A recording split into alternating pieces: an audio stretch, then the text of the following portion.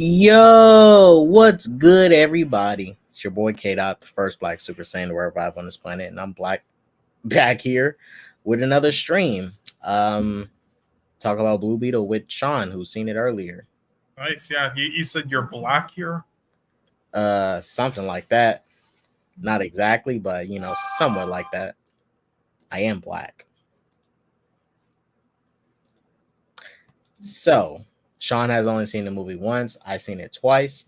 I did catch more stuff on rewatch. Shouts out Darkness. He's about to go get beetled. I hope Go you enjoyed experience, it. go experience the Blue Beetle. Let me just say this first things first, because I don't want to overhype it to people. The film doesn't do nothing groundbreaking or truly stand out, but I think the movie's a good film. I think it's a good superhero film. I've seen the movie getting some criticism for not being innovative when most movies in certain genres are not innovative. That's a rare thing to Yeah. be innovative. But I've been seeing that criticism. I'm gonna show some of it. But before we start, I think Cole's going to get a laugh out of this. I'm not sure if you've seen it yet, but you remember our good old friend El Abdul? Oh God. So Yeah. Listen. you gotta see this shit. This, Okay, so he basically put out a scoop right on Twitter. yeah. I'd rather pretend like this guy doesn't exist because the rest of the world doesn't, and neither do his parents. Know he exists still. Well, this right here is just like cinema. This is perfect. Ben Affleck had a voice-only cameo for Blue Beetle movie that was cut by Gunn. So the way he's phrasing this as if it happened. He's not saying it as if like possibly or rumored. He's saying this as if it's like a fact. Ben Affleck had a voice-only cameo for Blue Beetle movie that was cut by Gunn. It was purely comedic, but it placed Blue Beetle film in Batfleck continuity. That's Batfleck continuity. I thought it was DCU and Snyderverse. Why the shit was trash. Like DCU, Snyderverse, like y'all make up y'all mind. What is that shit? Trash continuity. But the great James Gunn replied and said, I've never heard of a Ben Affleck voice cameo in Beetle, nor has Peter, much less cut one. I've never heard of one because one never existed. Just ask the producers. Yeah, I knew that was gonna happen, but honestly, I kind of at this point it's so obvious. This guy again, he's gotten roasted so many times that he basically lost like all popularity now, and this guy, no one takes him seriously, so he's just trying to like milk like any interactions left on Twitter and online that he can now. Same thing with that other Hacksaw writer and many of them. So honestly, it would be just best if they just all, kind of blocked or muted him and just, don't respond to him. That's so obvious that's what he's doing. I mean, I would say block, but I guess they're going to take away that feature. Oh, let me show you that. I'm glad you brought that up. So supposedly Elon Musk got fact checked by his own system about the block button. Community Notes has fact checked Elon Musk's tweet about removing the block button. Elon Musk says block is going to be deleted as a feature except for DMs. Then the context comes and says Elon Musk cannot do this. The feature to block someone on the site is required as a social media app to be allowed on the App Store and the Google Play Store. Yeah, I was going to say like there are requirements to like be allowed as like a website and a social media site, right. And some like one of them is like the report feature with the guidelines he has, which he definitely doesn't use because you'll report like a tweet for like homophobia or something and they won't do shit anymore because it's like he doesn't give a fuck, but he still has it on there though because he needs to for the rules, I guess. So I guess that's another rule. You have to have a block button, but God, imagine taking that away. That would be hilarious. I would actually kind of want to see it just for a day to see all hell break loose. Everyone that people hates that they block just like comes back and haunt them. Oh yeah. It's going to be like that scene in 300 with the Snyder cultists and some of the other groups. I actually barely have any people blocked. I have a lot of people muted, but not blocked. So he didn't say nothing about the mute feature. I can care less if he gets rid of the block button because, you can mute people anyways. So yeah, it doesn't really matter. Yeah, that sometimes I temporarily block people just because I post something and God, there's that annoying like fan base that I see, and I'm just like, I don't want there to be any chance of you just responding and then me having to respond back. So I'll block you for like an hour and then unblock. I'd rather not deal with that shit. Same, and that's why I just stick to the mute. If I find someone I just get bored of after trolling them, I'm like, I'm moving on to somebody else to troll. Okay. Oh yeah. Wanted to just get into Blue Beetle, talk about the characters and the plot. This is spoiler, so we could spoil it. I already did a regular review, spoiler-free review, but here we can spoil and talk about whatever we can. First things first, I want to get out of the way is some of these characters, the main characters, which is the family and Jenny Cord, and also the villains Veronica Cord and Carapax. Really, those are the main characters of our film.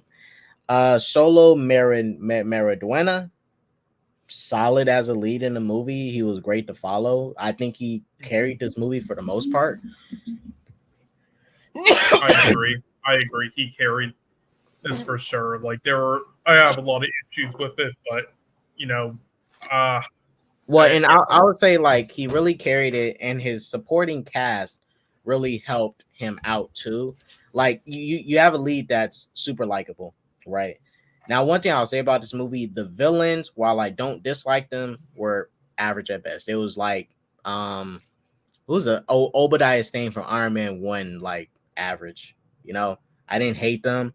I felt they served the purpose of the story, but I thought the villains was just average at best. Nothing stand out. But the hero himself was great. So I appreciate this movie for that. At least the hero stood out as a strong point, as he should. Oh, for sure. And I mean, I think how great of a job he did. He kind of like helped hide some of the film's weaknesses with the script, story, ideas, and so on. I think he fit the tone of it very well that they were trying to go for, and made it more exciting to go through it with him and try to understand and witness moments that kind of has you out on the edge of your seat at moments, like like what the consequences are, what they mean, such as the scene in like, was it a washroom or something? I don't know, where he was like changing and you could see the blue mark there. I think he did a good job with all that stuff.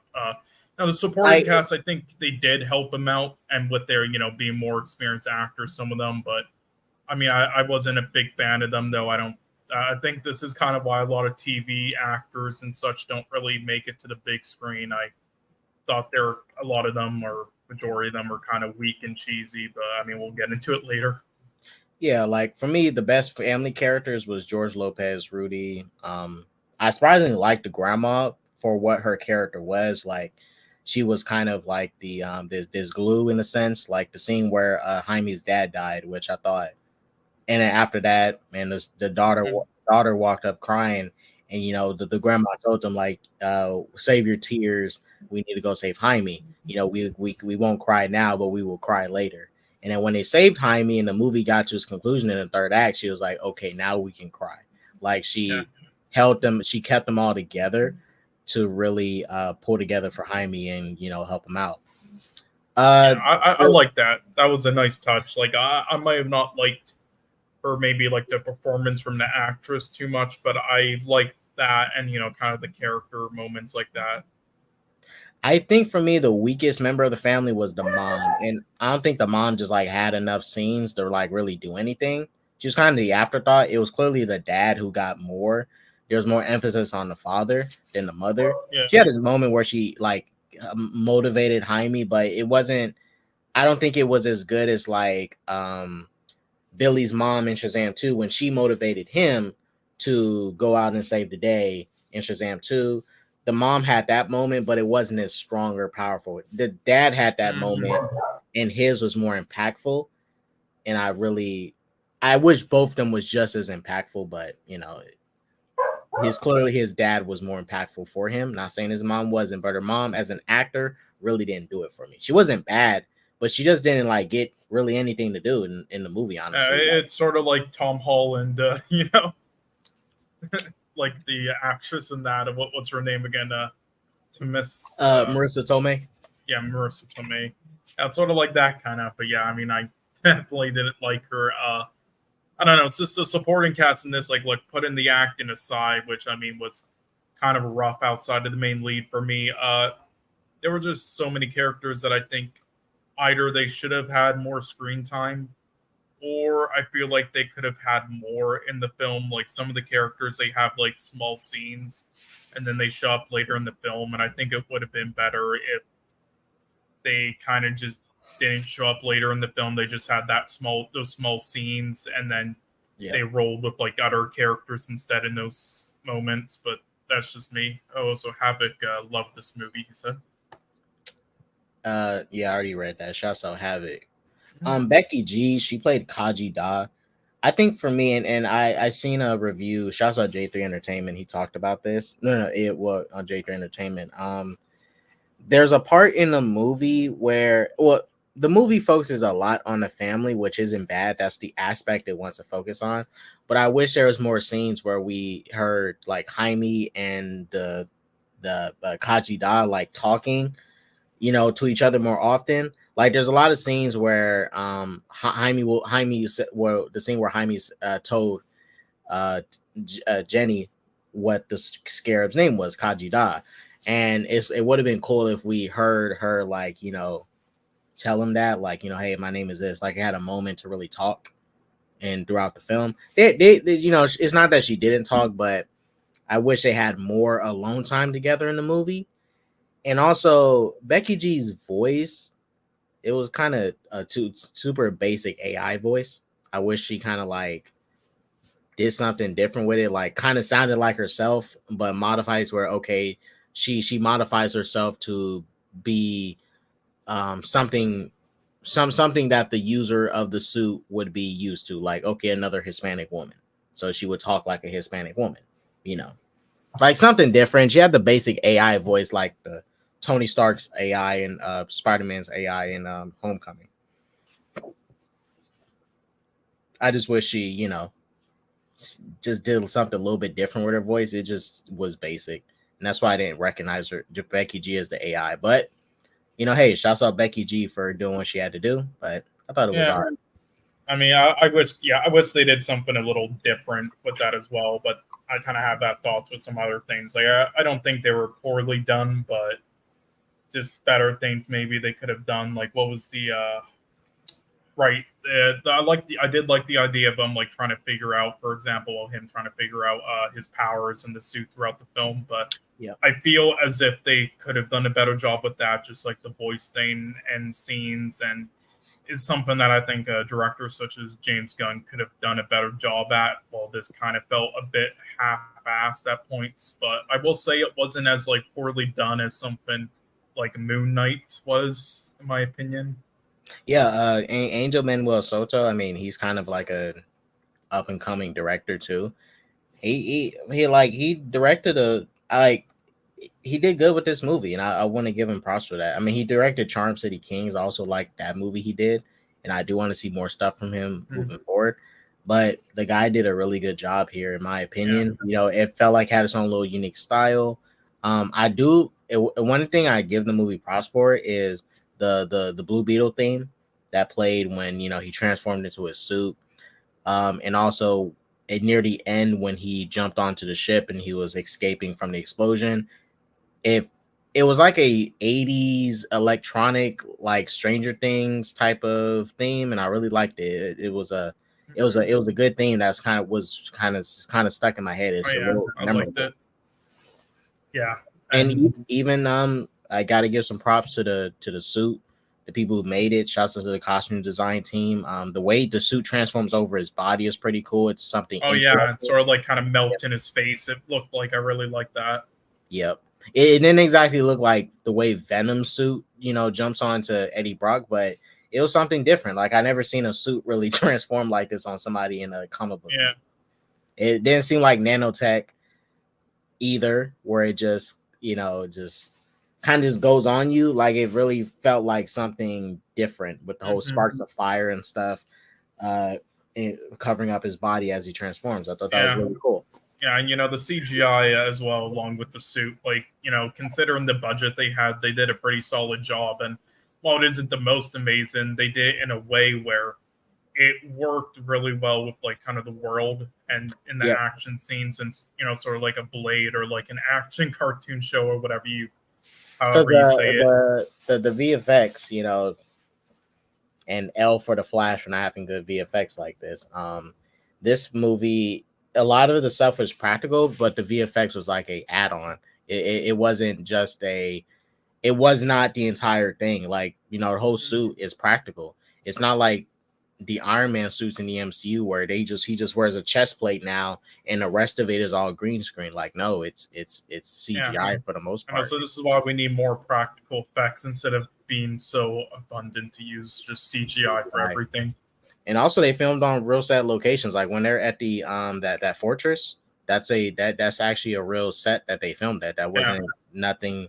Well, that's a real location, and I think they filmed some of this in Puerto Rico. And I really enjoyed that they did, because it did add like a nice style to it. Like, you saying fortress for some reason, it reminded me of that Captain America film, like in the 90s with the castle thing. But anyway, I did enjoy that. Like, I would say, like, and even though the cinematography and direction, while I liked it, wasn't the like highest quality or most professional, I think that and like filming it on set, it gave like a nice feel and look to it that I think was very unique. I would say, like, while the story and everything might not be unique, I think the way it looks at points is really unique. The best way to describe it, honestly, is sort of like, I don't know if you played like any of the Saints Row or like Crackdown games, but it kind of gave me that. It kind of like even the city itself, kind of felt Saints Row-ish. Yeah, it felt like that, or Crackdown 3 vibes, and I enjoyed it. Crackdown 3 is kind of... Yeah, okay, no, it's a terrible game, but I mean, like, the scenery and city. It's serviceable. Yeah. It's a mockery. It's a mockery to Crackdown 1 and 2. It's serviceable. It's a I mean, Crackdown 1 and 2 haven't aged well either. Like, there's not even a proper like teleport-in system. But anyway. Hey man, Microsoft Studios, peak studio. They're just doing the 8,000 orbs. Where does it rank amongst the recent DC movies? I mean, it's the best of the year so far of DC movies. I mean, I think it's one of the best I think it's the best superhero movie of the year so far. It's way better than Flash. You've not liked Flash for the story. Not come out this year? Huh? Did Shazam not come out this year? Shazam came out this year. I like it a little. I'm kind of in the. I like this more than Shazam. Like, because I think this movie had aspects I needed Shazam to have. Like, for example, the action, right? Like the hard hitting action they had. I'm not saying Shazam had to do martial arts and stuff, but it would have been cool if that Shazam 2 film had action like this, like just something that elevated a little more to get people to go watch and rewatch it. Because that's one thing I hear a lot of people saying on TikTok and stuff. They really like the action in this movie. It felt intense. It was definitely practical. Even that hallway fight with the great music behind it, it looked all practical. It didn't look like it was too much CGI in it. It would look like it was just straight up wire work, and it was good, and I like that. Yeah.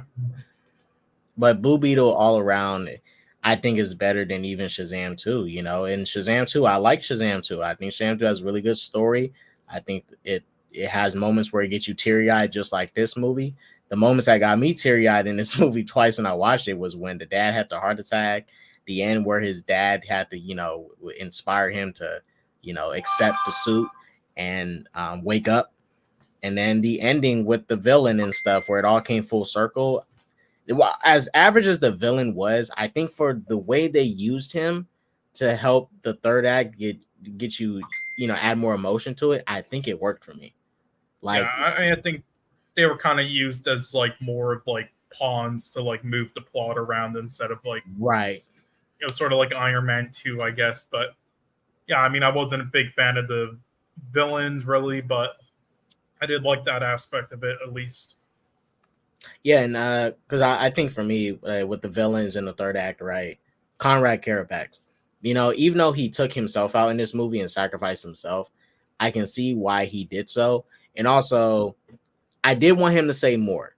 But like I said, not every villain has to be a very talkative villain like Joker or Bane. That's kind of extra. They monologue and stuff. Because after watching it the second time, seeing his mannerisms and how he acts around Victoria Court and the way he responds to what she says, like when she kept telling him, I tried to fix you, I tried to make you better, and he there's a look of disgust in his face, like, no, you didn't. You're the reason my life is as shitty as it is. You're part of the reason. And since he grew up as a soldier and stuff and was forced into it, he's kind of just accepted his role. And that end when he wanted to just let himself be free and just end it all and go visit his mom in heaven or whatever, wherever she's at.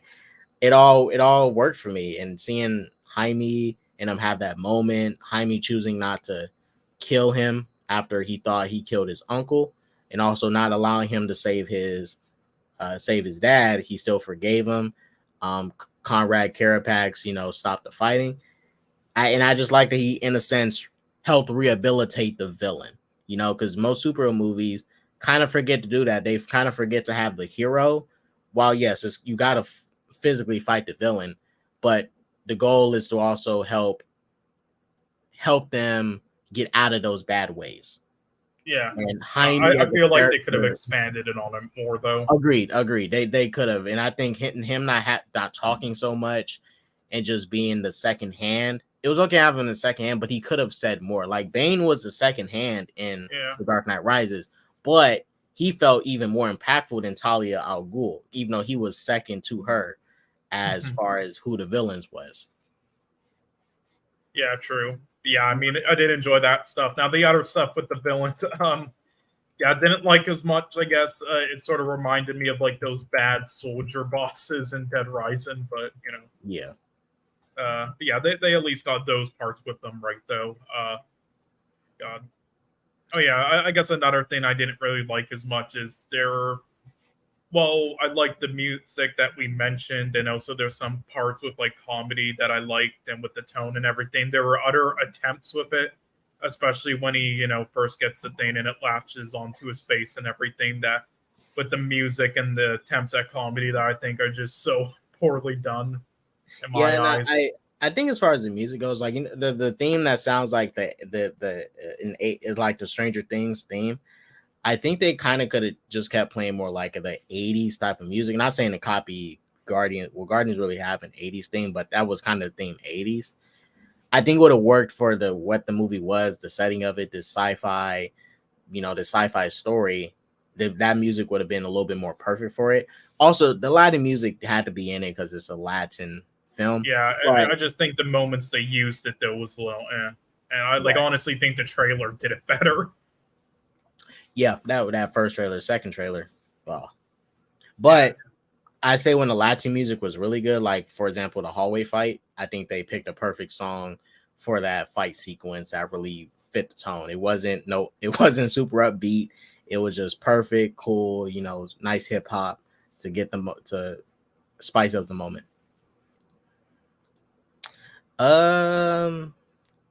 Anything else I want to say about it? I mean, if I had any flaws, like I say, I kind of wish they focused a lot more on Kajida and Blue Beetle to have them. They have a little bit more alone time together. I did like Jenny Cord. I won't say I disliked her as a love interest. I kind of wish they didn't have them become a couple in this movie just yet. I kind of wish they worked up to it a little bit more. Yeah. And just probably save it for the next time we see them in the DCU under James Gunn. Might not, though. Might just be the main character in a whole new cast, especially with how some of them acted. But the director did confirm that the cast is coming over too. So okay. I think that because this film is not canon, so just make it clear, you guys, this film is not canon. Aquaman 2 isn't canon either. I rewatched the video where James Gunn talked about the slate. The slate doesn't start until chapter 1, which is Creatures Commandos. Yeah. So the character's coming over, and just because the movie's not canon doesn't mean you go watch it. You still have to introduce the character to the world, and the movie's already made, so just go watch it. But the character is coming over, so if anything, they may keep this type of continuity, but there may be some slight alterations, or we may just get set up with Jaime already as is in the DCU, right? But we'll have to wait and see how he's going to do that. And it just makes sense to kind of have him come over because you're doing a Booster Gold TV show.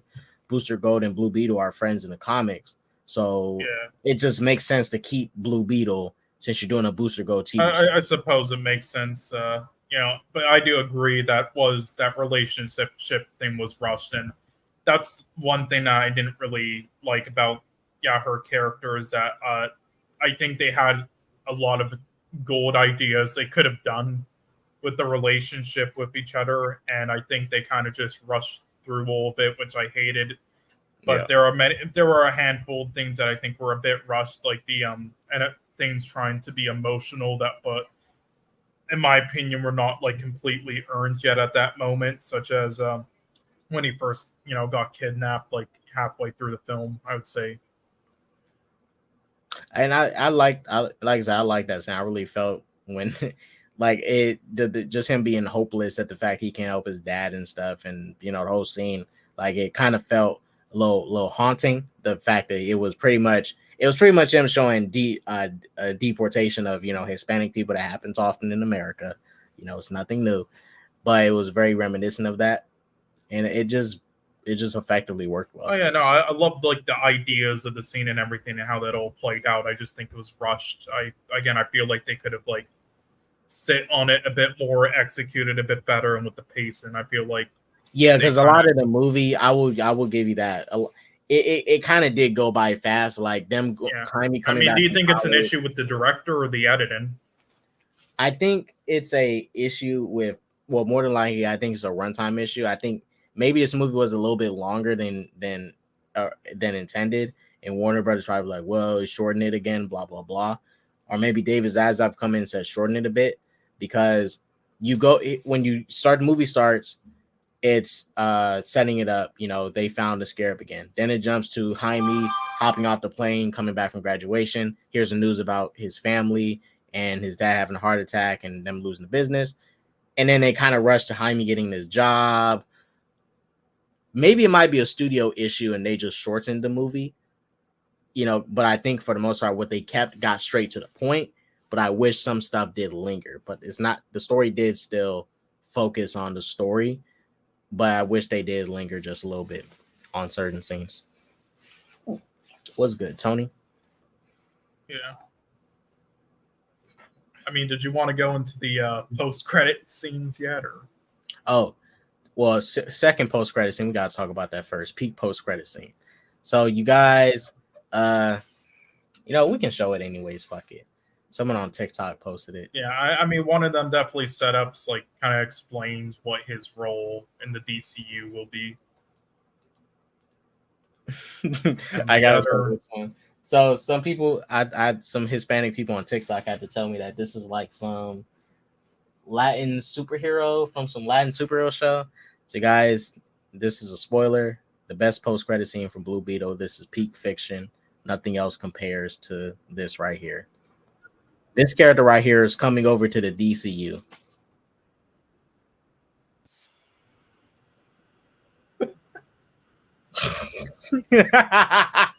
This shit was so funny.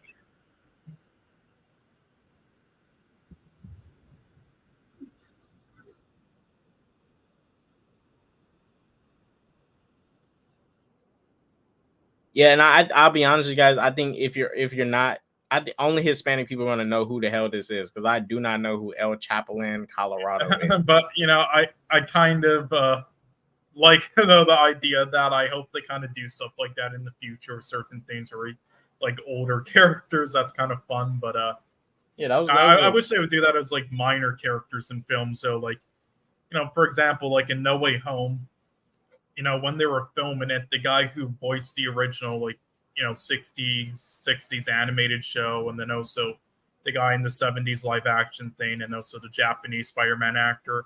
Like, I think it could have been cool if they had him at like post-credit scenes as like a third thing, or have like in the background and during the film for like maybe like a 15-second scene is just an anonymous character. Yeah, actually like fun post-credit scenes because because I think if you remember when the grandma was watching those at the TV show, if if you look at all the channels she flipped through, and this is why I glad I watched it a second time, it pretty much like hinted at what's going to happen in the movie. It showed that bug in the late. There was the scene. You remember the scene when the grandma was watching TV? Yeah. And she was cutting through stuff. Each scene they showed, even that it showed a movie with a bunch of those candles. You know, when his dad died, he was sitting behind those candles.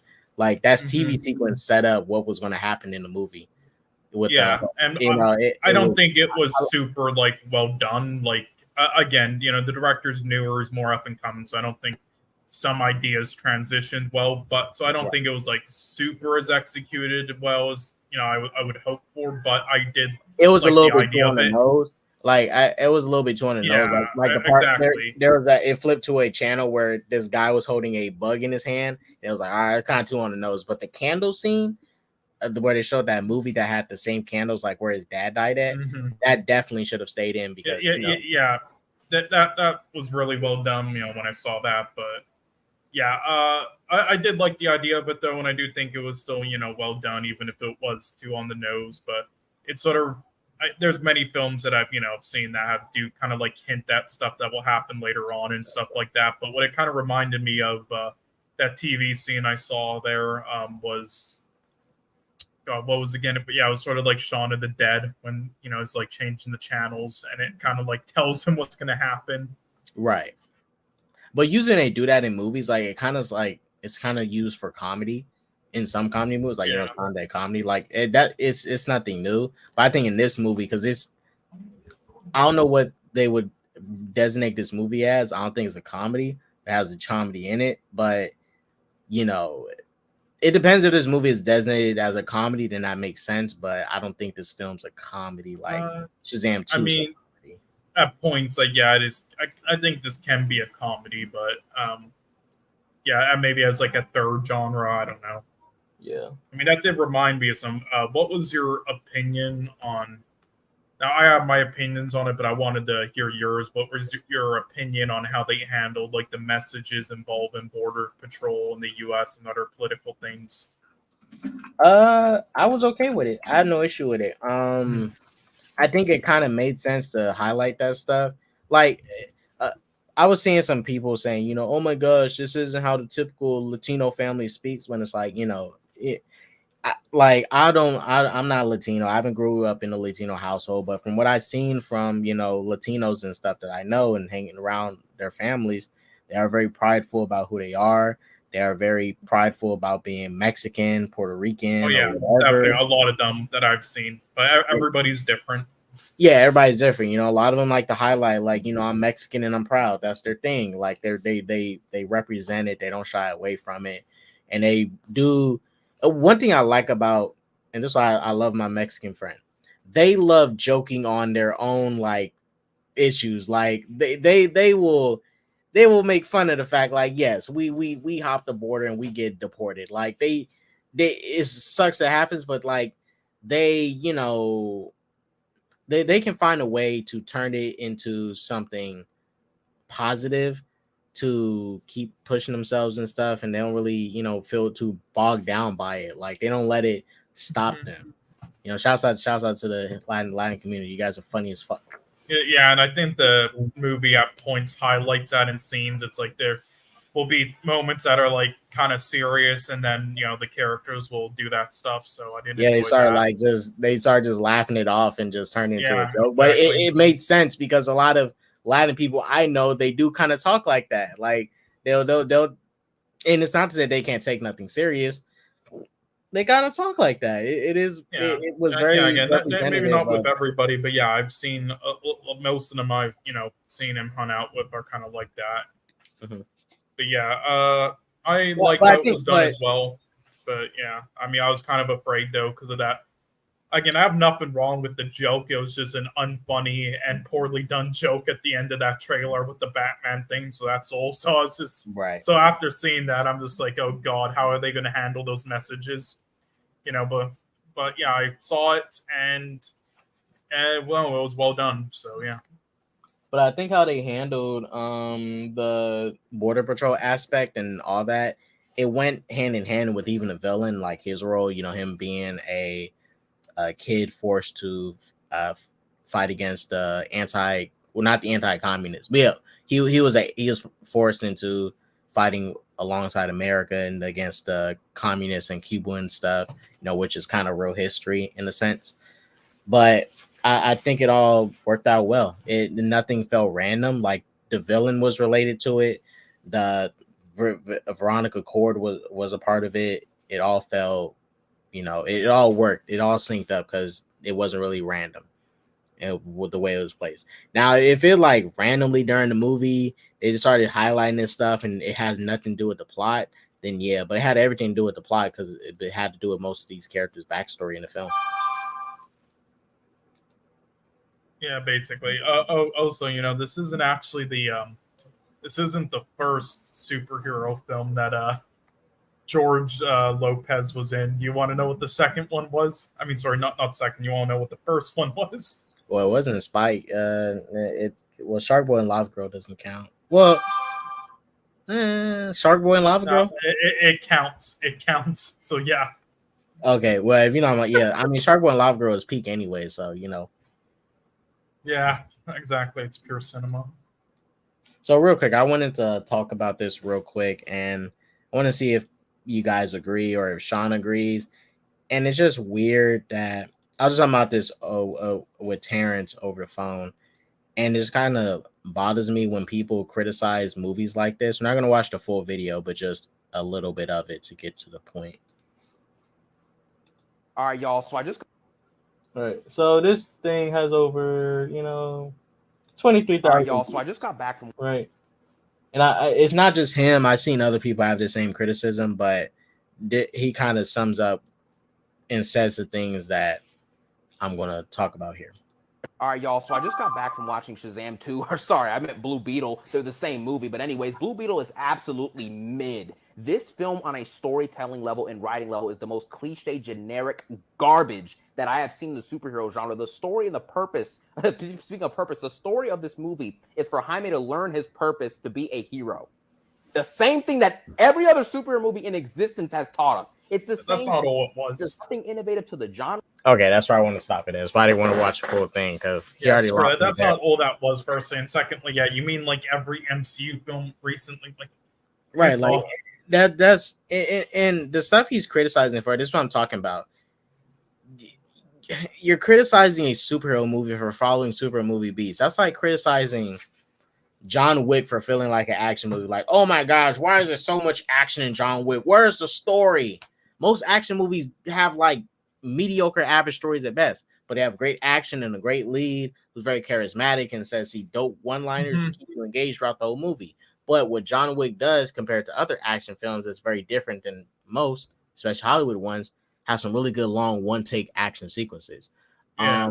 Every superhero movie has the hero trying to find their purpose. Every superhero, and it's not just movies. Every comic hero, Ben 10, Superman, Batman, Wonder Woman. Some of them do it differently, but at the end of the day, I'd say it's more so about the execution. And the execution, while I don't think it was done like amazingly, it was done solid enough, I would say. And also mid doesn't mean it's bad. Mid means it's all right. So like, what is he? Yeah, mid is average. Like average isn't even bad. It's just I love how literally nobody's like agreeing with him. Oh, I saw the replies, and it's just like if you think it's bad, then it's amazing. But that's the thing. It's just that and a lot of people are feeling this way about this movie. And I even seen some girl do a video where she said like another MCU ripoff movie, and it's like the MCU did not invent like superhero movies with comedies in it. We know that that's what people criticize them for, which is that's not a bad criticism. I have issues with the MCU movies always kind of doing the same thing with the whole comedy thing, but MCU is not the first to do that. Spider-Man 1 had comedy in it. Superman 78 had comedy in it. Batman 66 had comedy in it. That came all before. It's nothing new. It's nothing different. A lot of films have comedy in it. Pretty much. It's I don't know. It was getting weird at this point with the way films are being looked at, the this bias and stuff. Like, oh yeah, it just was like released in the MCU and like in around like 2018. They would give it more leeway. But it like for me, it's a part that's part of it. But it's like if you're gonna criticize the movie, okay, you can criticize. If you don't like the writing, that's fine. If you don't like the score, that's fine. Yeah, But give more reasons than this. Like right. it is a little, again, this is more cliche than others, and because they were playing it safe and because it was a more smaller thing that originally wasn't even supposed to be in like theaters or whatnot. But there's a lot more than to films that again I brought this up before again with another film like Sound of Freedom. So many people are dick riding it just because of the message of the film that human trafficking and all that stuff. Which I agree it's bad, but from FYI though they didn't even do a good job at delivering the message in that. So that didn't. But nonetheless, okay, I agree. But what else does the film have to offer? Not too much. It's not very well made film or anything. But, just because, of the message of it, they're just like, 10 out of 10. Hi, I'm critical drinker. Anyway, it's just like this. It's like, give me more, how's the sound design? How's the editing? How's the direction? How's the writing? Right. Like, talk about all that other stuff because if a movie that's made for a specific genre does not fit in a genre, it has failed to try and fit in whatever genre it's trying to be in. If a movie is called a comedy and it's trying to be a comedy and it fails to not meet the requirements of a comedy, then it failed. It didn't do what it's supposed to do. But if you're making a movie that has comedy in it, but it's mainly an action movie or a drama, then your goal is to make it a drama movie. You should have comedy in it. Again, at the end of the day, you're also still making a film. So, right, even if you're making like a comedy and it's not very funny, it can still be redeeming if you're going to do a good job in other areas. Like, for example, that Game Night film. I don't know if you saw it before. Game Night. When did it come out this year? I believe it came out in no, not this year. It came out in 2018. It's by the directors who did the Dungeons and Dragons film. No, I didn't. Those two directors. Well, I mean, I recommend it. But for example, Game Night, like 2018, a lot of people didn't really find it per se like laugh out loud funny or anything. But it was super well acted. The cinematography was great. It was well directed. It had a great vision and idea and everything. And it was a really good film because of that. Not because as much as the comedy, even though it's a comedy film. Like at the end of the day, you're making a film in this genre as well. So there's a lot more to it than just like one aspect. Like, don't judge films just on like one or two things. Judge it like the whole picture.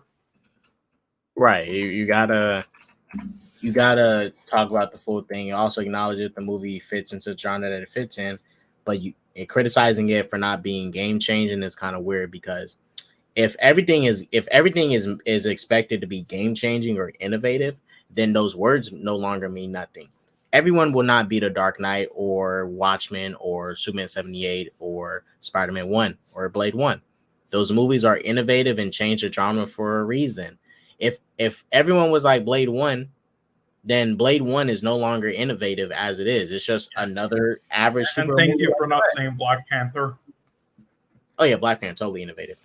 No. But it's innovative in different ways. Like innovative for Black film. Yes, but as for films, it's like Avengers 1 is innovative. If everyone was poor, then the concept of being poor means nothing. If everyone's rich, being rich, I mean, it doesn't even exist. Like everybody's the same. Let me give another example. Barbie is just recently became very innovative. It just changed the game for a lot of female-led female-directed movies, and it grossed The Dark Knight domestically, and it's Warner Brothers' highest-grossing movie in general. That's game-changing for cinema. That every film is not going to be game-changing. If everything is game-changing, then the word game-changing means nothing anymore. Mm-hmm. It's just it doesn't even exist at that point because that's innovative. For something to be innovative is going to be rare. It's going to be a rare thing that happens because that's why people say, "Oh my God, so innovative! It changed the game." Apple was innovative. the internet, the person who created the internet back in, you know, the 40s and shit. Well, not the computer. First who made the first computer. Innovative, right? That's innovative.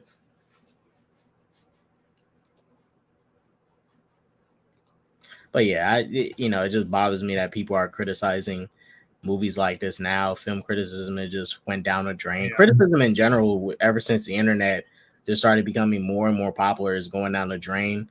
It's hard to satisfy people at this point. Like, oh yeah, you have to look in certain areas, you know, for like more of the good criticism, I would say. But yeah, especially all the popular accounts, like it's just gone into like, you know, you make a funny review that's like one sentence and it's the most popular on websites. You don't even have to try. Right. It's sad, but whatever. Again, it's all about execution and everything. Like, it's fine to be innovative, you know, if you happen to be, but it's not the only thing that matters. Like, I could give many examples of stuff that's pretty basic and has been done before, but in the execution, it's masterful. Like, I would say last year, there was this film called After Sun. And on paper, and when you watch it, it's the most like basic, you know, premise and like story and film ever. But under its layers and in execution and everything, it's incredible. So it's all about that for me mainly.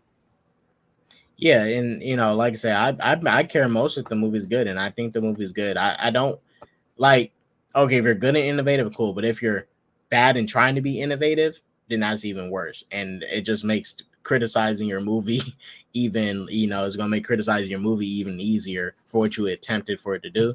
They clearly played it safe, nothing wrong with that, you know, and you didn't want to. I understand why they didn't want to take the gamble. They seen what happened with the recent track record of movies, DC movies, and just films in general these past couple of years, and he wanted to play it safe while still doing something just slightly different. Because I think Blue Beetle as a character, his origins, the way he deals with as a character, and a bunch of the inspirations it takes from many different heroes and includes in one, just gives them a different dynamic. I've seen some people straight up say, man, this is just Spider-Man. It's like, just because they're both named after bugs doesn't make them the same character. Yeah, that when I saw that scene, you know, after he crashed through the bus and he was like, oh, I'm sorry, you okay? In that voice, I'm just like, oh god, people are gonna compare him to Tom Holland. Oh Lord. Honestly, I think Blue Beetle's better than Tom Holland Spider-Man. Tom Holland Spider-Man, you know. Well, I mean, that's not saying much, but yeah. Oh, it's saying a lot. God. The reality is that there are some so-called movie reviews that will focus on hate and put down movies because it caters to a specific group of people. The haters, I avoid. The haters, I avoid these hate-focused reviews. Yeah, and you know, hey, there's some times when, you know, I love when some bad movies get shitted on. You know, like Jeepers Creepers Reborn. I love watching those reviews. People shit on that movie. But yeah, and the Lion King 2019. That movie deserves to be shit on because it wasn't a good movie. But like, when there's movies that are genuinely good and people are trying so hard to find hate for it, like I think Havoc told me today, Tyrone Magnus dropped a video talking about, oh my gosh, Blue Beetle's woke. I didn't watch it, but you know, I'm not going to watch it because I already know what he's going to criticize. Like, man, they're over talking about deportation. They keep bringing up the fact that they're Mexican, blah, blah, blah. Like, it's a movie about a Mexican family. They're going to have to talk about the fact that they're freaking Mexican. Yeah, and this shit with, like, I'm always complaining about that stuff and things being political, all right? Movies and everything since the beginning of time has been political and brought up things like that. You just didn't notice it before because it was always about, like, straight white people's things instead. Right. So now you're noticing. That's all. It's always been there, the political things, and people, you know, always saying stuff like that about, you know, themselves. Like, good Lord. Well, and I think it's also they're talking about politics that people just despise. Like, you know, for example, Barbie. You know, a lot of people don't like feminism. They're like, man, Barbie is the toxic feminism. I wouldn't take my kid to watch this movie. Yeah, those are people who clearly misunderstood the film.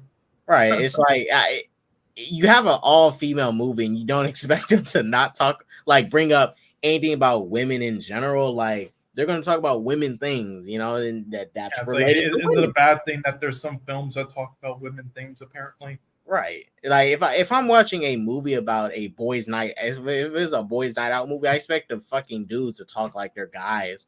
Like, you know, talk about yeah. What do you expect from something like Super Bad, guys? Like, fucking hell. Right, like when you watch Superbad, you expect them to talk like some freaking corny, like the dude bros and stuff. Like, man, I just shoved my finger up somebody's ass. Mm-hmm. Oh That yeah, didn't happen. it's even better when you know that one guy just hated the other actor in those scenes. But yeah, good lord.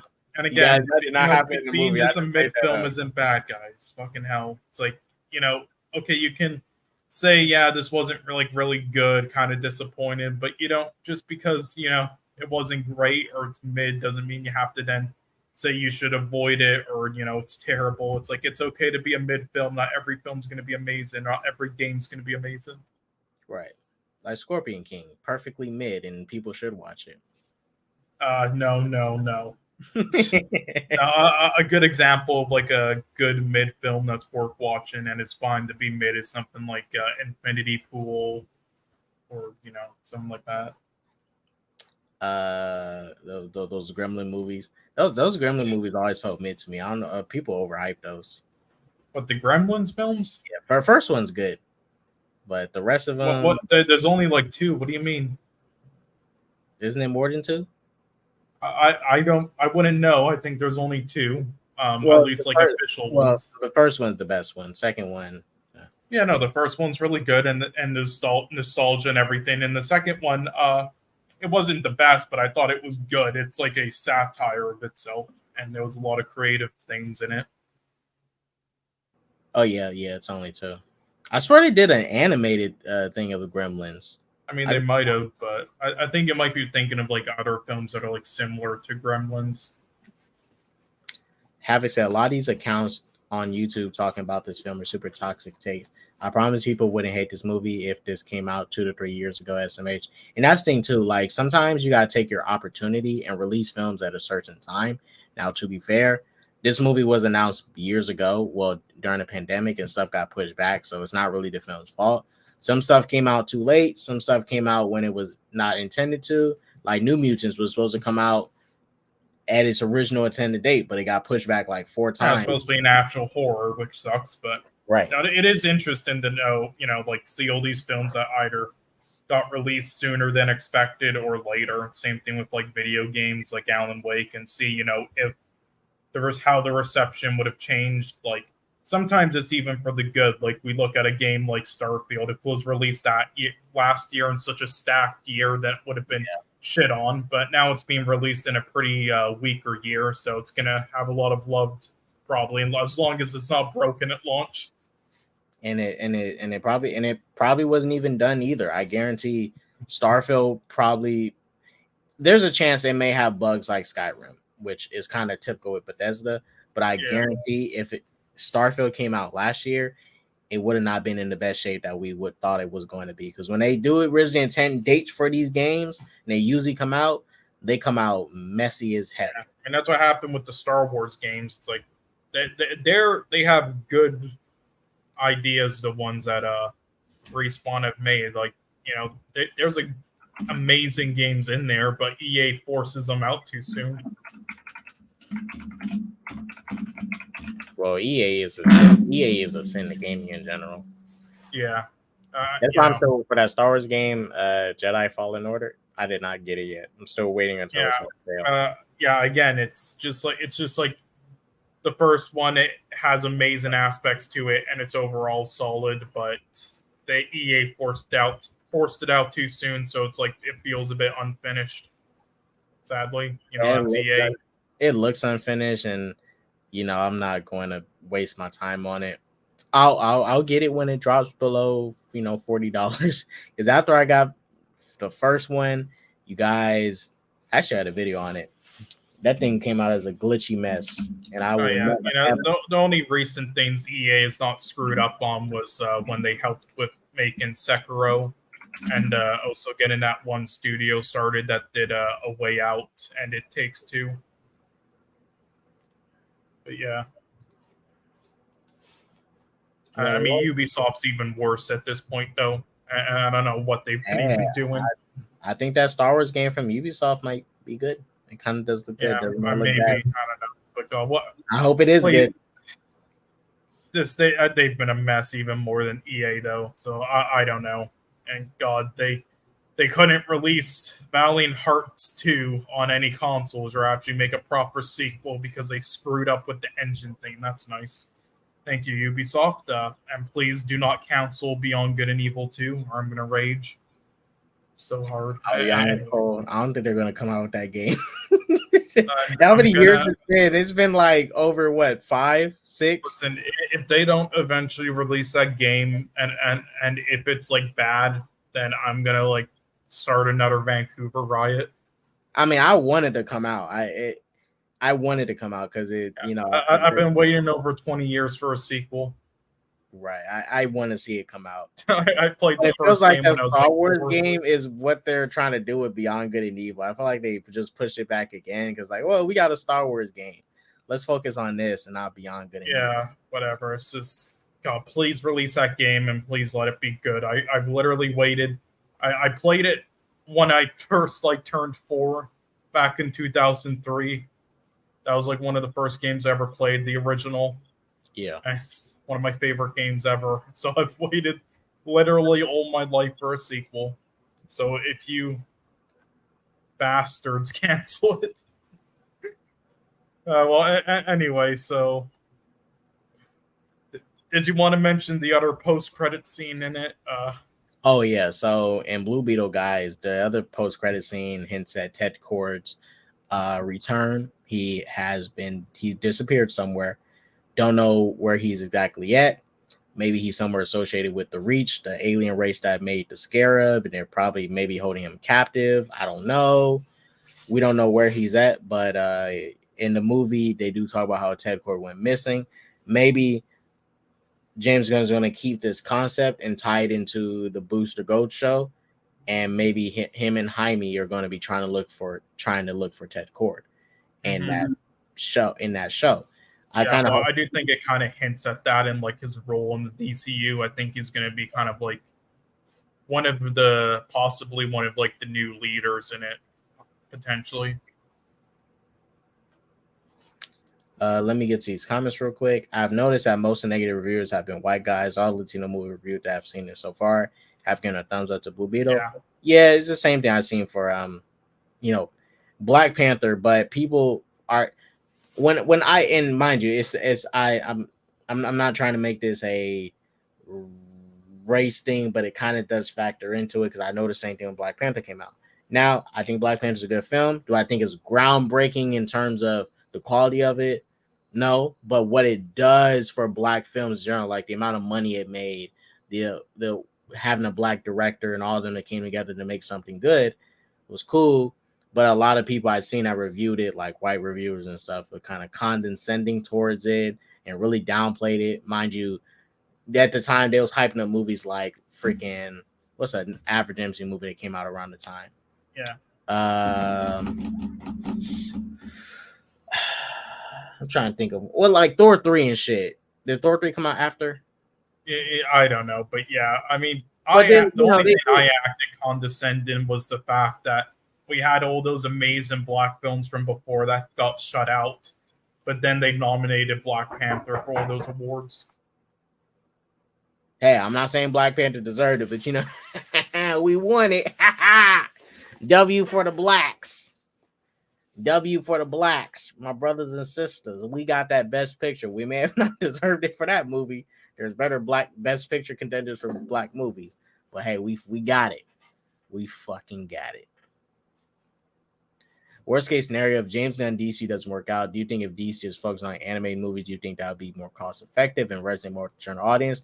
What I think DC should do if they fail it with the live action universe again, just do one-off movies and trilogies of characters, whether it be Lobo, Blue Beetle, Batman. Just do one-off stuff again. Yeah, that would also be cool with some villain films that are like done properly, not like Sony's. Like stuff like Joker case studies and stuff, a Bane movie. I don't think the cinematic universe will completely fail. If Superman Legacy is off to a rocky, well, it starts at the canon starts at Creature Commandos, guys.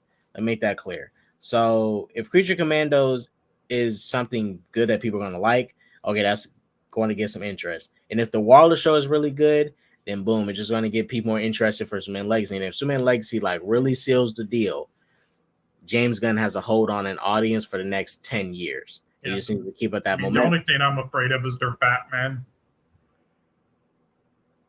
I mean, they got a great director to do it.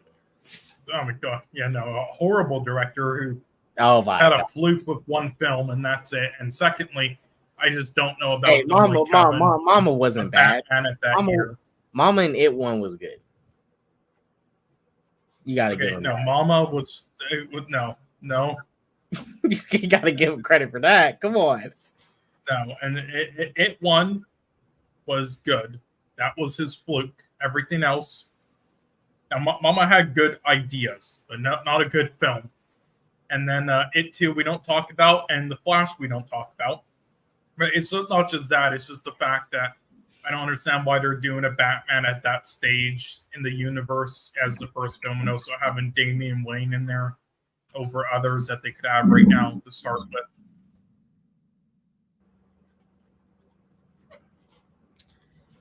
Let me get this last one. The Latino reviewers say the movie authentically represents their culture.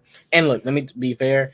There is people, and it's on both sides. There's people that are very condescending towards it, that don't look like the people that are representing the movie. There's people that see the movie that represents them, and they have a little bit of bias towards it. It's on both ends. But that happens all the time, especially with Brazilian and Indian films. I mean, I can't really blame them. They don't got a lot of good ones. They don't got a lot of good ones like these. Have you seen Manos? Yeah. Came out 2019. That was a pretty good movie. Yeah, I mean they have good ones. They overhype the bad ones. Like there was that what was the name of it? Trying to remember what it was. God damn. Yeah, the budget for Blue Beetle is only 104 million. Shazam 2 was 125 million. I think Blue Beetle at least needs to do a little bit over 300 just to break even. Hopefully, I hope it does make good money. I hope it at least touches 500 million. It's no guarantee it's going to. Considering with everything going on, if they make just at least like around 125, 150 million, that's good enough. Right. They at least made somewhat of a budget back. At least to get a little bit over 200 between 400. The movie needs to get that if it wants to break even. If it doesn't make if it makes less than 104 million, that's not. And again, they saved a lot of money from not advertising it because of the strike going on and because they knew that this was a smaller thing and everything. So, like, that's the thing also people don't realize is that, Shazam 2 bombed, sadly, because it got lost in the shuffle, and same with others. But unlike The Flash, which was just a financial disaster, they knew that it would get lost in the shuffle. Not many people would see it, so they didn't advertise it at all, really. So because of that, it didn't really lose as much money as they think. Well, this whole summer for films was just bad in general. Like Transformers, The Flash, Indiana Jones, Fast X. Like, dang, this is probably the worst year for a summer film. Summer films in general, as far as the money they made, this was abysmal. I don't remember any year where summer films did this bad, as far as making money. But I think they just like you said, they sandwiched too many between 2 months of June and July. Like, why? You sandwiched so many big tentpole movies in 1 month. And mind you, I like watching films, but you guys, I don't got the money to go watch these films all the time like that. I'm gonna go watch Old Boy tonight. I've not seen Oppenheimer yet, and Teenage Mutant Ninja Turtles. I'm gonna try and get both those this weekend. There's no guarantee I'm going to get to them because I already watched 3 films so far in these past. Oppenheimer, though, I mean, it's going to be in theaters for a while, so it's cool. But, Yeah, if you want to see it in IMAX though soon, then yeah.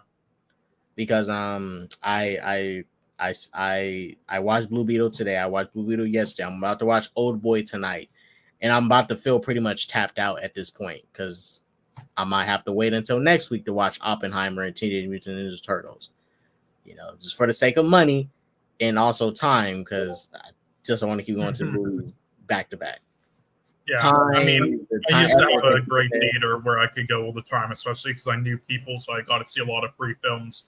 It was one of like only 30 in North America that has like the best screen, and they screen like everything.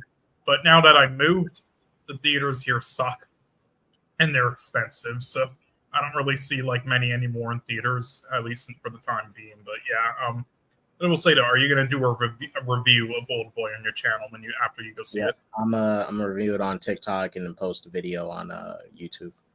So nice. That review is definitely coming tonight.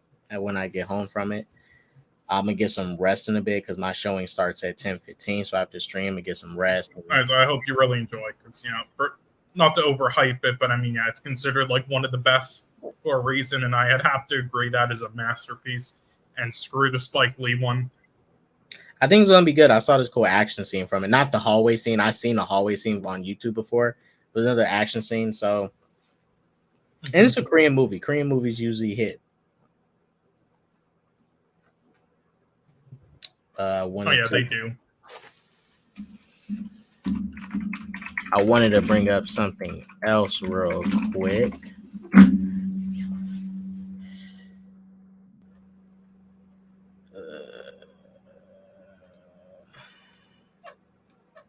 Trying to find it. All right, so people thought Johnny Sins was going to be playing Lex Luthor in the DCU. I'm not sure if you've seen it. I want to show somebody who like totally believed it. It's a very familiar face that we all know. I mean, look, at this point, it wouldn't surprise me if James Gunn ever made a casting like that because he's done similar things. Hey man, Johnny Sins might be good.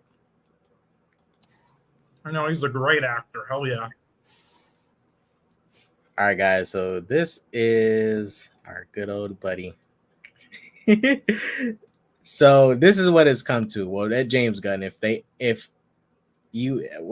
ever there was a time for you to truthfully confirm or deny something about Superman Legacy, this is freaking it. Fire James Gunn and Peter Safran. Adult superstar Johnny Sins is joining James Gunn's Superman Legacy as Lex Luthor officially. No, we aren't talking about a porn parody. He legitimately got worried and believed this. And James Gunn came out and debunked it.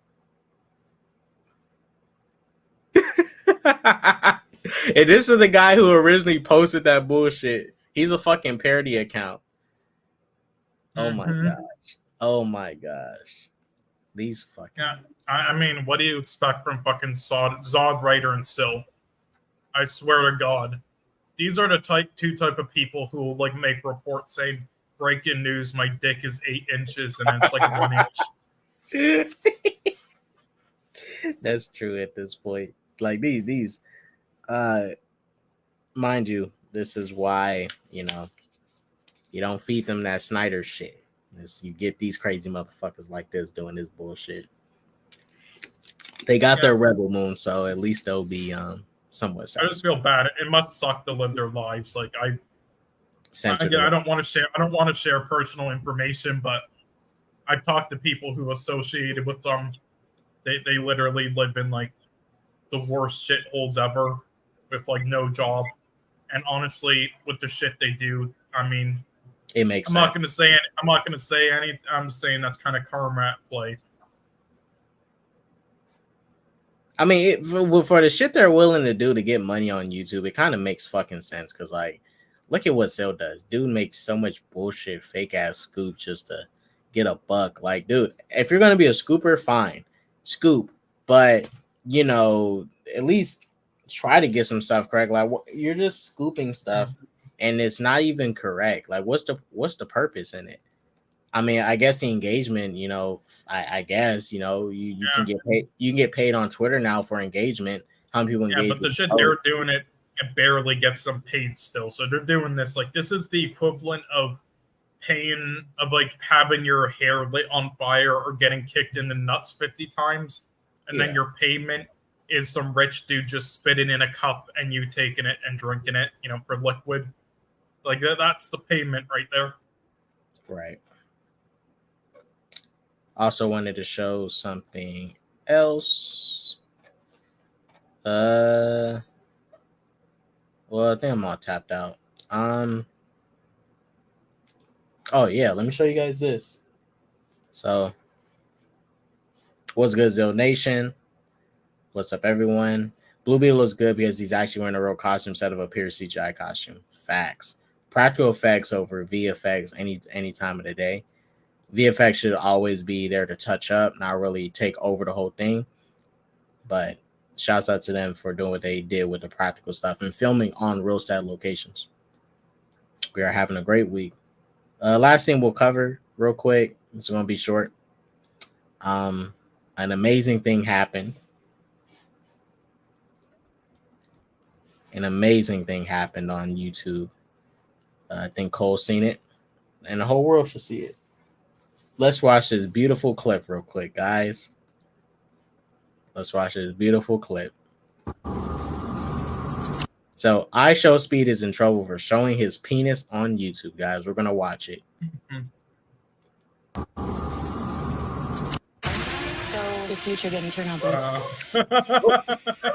Oh, well, we showed Blue Beetle. Shouts out Speed.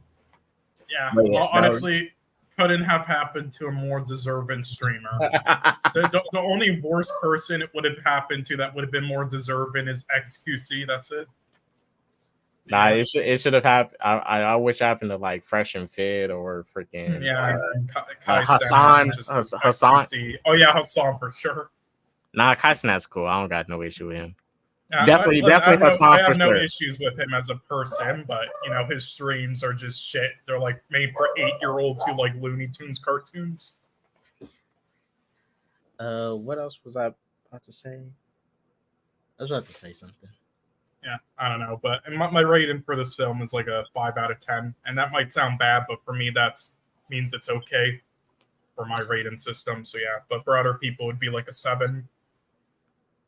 Well, I give it an 8. I give it an 8. Between 7, 8. I'm gonna go with 8 for this movie. Yeah, 8 out of 10. It got the most important like core things right, even if it failed in other areas, and makes me excited to see the character in the future with the films and introducing it to new audiences and his unique powers. I guess I can't tell though whether they screwed up on like origin or power stuff or not from the comics or anything, as maybe like Jaded would, because I've never seen anything prior to this.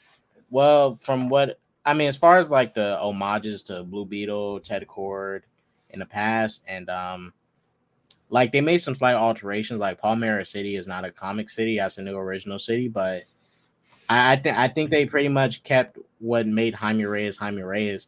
I mean, he has some origins where he happens across the beetle, the scarab, or he's given the scarab. Just take more inspiration after his origins where he finds the scarab, and if someone gifts it to him, which is comic accurate. But this was comic accurate to the point where it honored Jaime Reyes' character. He's just like his comic counterpart, and they had a lot of good comic callbacks for the Blue Beetle franchise in general. People like Blue Beetle, Ted Cord, all that. Wrote comics about MSK. Well, MSK did get canceled, but this motherfucker's still on YouTube, man. He's now online content entertainment. Yeah, I'm sure that will get banned eventually. He needs to change that name. I don't like that name, online content. That's like a site you would see that's like with Trojan viruses. Right. It sounds like some freaking what's that side of the internet? Dark web fucking site. Yeah, the bootleg stuff. Yeah. It's like one of those, names for like one of those tents, that I see when I go to like Nicaragua or Panama beside the border where they're selling like bootleg video games and, consoles. Right. Variety content was just a little bit better. Like VCO, OCO. Imagine I'm telling you, a good name would actually be King Clout Chaser. It's funny, it's actually unique, and it would be good branding. I agree. King Clout Chaser would be pretty good. That would actually be unironically great, but MSK just thinks we're joking because it's a meme. But no, it would actually be a good name. Gentleman Zar Robin said MSK won't get the Blue Beetle until next year. Man, he hasn't even finished Super and Lois season 3. Yeah, I said, does he still even watch films anymore, Tony? I don't think so. Like, good Lord, he'll get it when his dad comes back. How about that? Shit, his father will have to bring him the films, but we'll see. And screw that bitch for saying I didn't see it early, motherfucker. Listen, if I was gonna lie about seeing a film early, Blue Beetle would be on the last of my list. You know, I used to see many films early though because my theater there in BC, you know, we got a lot of early screenings because it was one of those like 30 out of 30 theater things, but you know, not anymore. So this was the first in like a while since moving. All right, Cole, was there any final things you wanted to say before we head up out of here? No, that's about it. Enjoy Old Boy, though. You know, I'll probably be available tonight if you do the review later if you wanted to have somebody on. But yeah, I just hope you enjoyed the masterpiece. I'll hit you up if you're still up because I might want to do a spoiler review, but mind you, I'm watching at 10:15, so I'll be up for sure. Okay. I mean, I've been up since like 5 a.m. these days, so it's fine. Cool. All right, you guys. Thank you all for watching. Those for that peace, love, positivity, and all that jazz. Don't do drugs. And like I always say, guys, deuces.